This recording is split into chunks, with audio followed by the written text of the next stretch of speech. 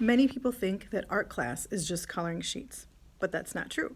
There's actually elements and principles of design that you could use to make your art amazing. So I'm going to kind of show you guys a little bit about that.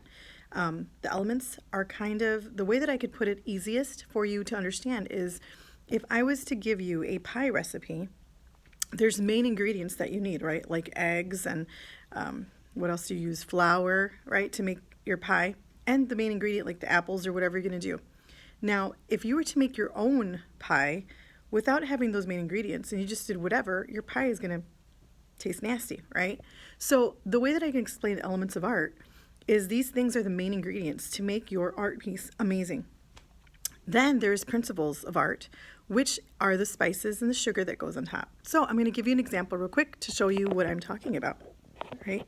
I had one student who made this art piece. Okay, now let me show you what she did at first. At first, she just splashed. There was no lines, it was just splashes. And I told her, if you look at the principles and elements of art, like color and shape and form and line, texture, all these things, what is it missing?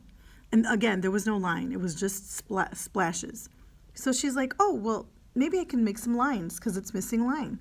So she did lines, okay? The next thing I said was, do you have shape? She's like, nope, there's no shape. So I said, well, maybe you want to get some shapes in there, like a triangle or square. So then she incorporated this. Then we got some more lines here. Then I told her, is there contrast?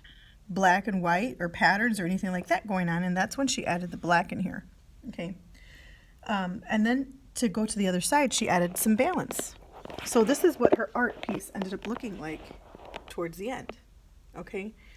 An art piece that's amazing will make your eye travel everywhere, not just at a certain spot. Now, just having spots, just splattered spots, would have been fine. That would have been her choice. But when I took her through the elements of art, she realized that there was main ingredients that were going to make her piece look amazing, okay?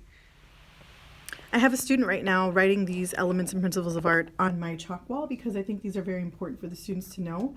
But something that I really love too is not just the words are on there. So the purple are elements and green are principles. But what I also added was an example. So for example, value. You'll see the dark and the light. Okay, the shape, you'll see shapes. So for everything, it's going to give you an example of line, the different lines. Okay, form. Now form would be a shape, right, that is not flat anymore. Now it's fat. So it went from flat to fat, okay? So all these things here are amazing ingredients that you can use to make your piece look better, okay? So I always tell my students, look at your artwork, see if it has those things, and if you want it to be better, in my opinion, then you should add these things. Now, I do tell them that is your choice and your decision to make this kind of pie or not make this kind of pie. If you want to make your pie better, if not, leave it the way it is. That is your choice. I give my students choice. Now, another thing that I believe in is that disability does not exist in my art room, okay? The only disability that will exist in my art room is to have a student be like everyone else. That is where there's a disability because you're crippled in the fact that you're stuck to do what I say for you to do. So in my room, in this art room, there is no disability. You don't have an arm? Fine, use your elbow. You want to use your hair? That's fine. Like literally, art can be anything, and I am not in a box, and I don't want my students to be in a box either. In fact, I've had some students that, I guess if I was to look at those disabilities, they actually thrive better because they don't have a box. So in my art room, I give choice, and it's worked amazingly. I have students coming in here during study hall, during their lunch. They don't want to leave my room because they're able to explore and create and dream, and just I encourage them to explore and just to do everything that they want to do as long as it's appropriate.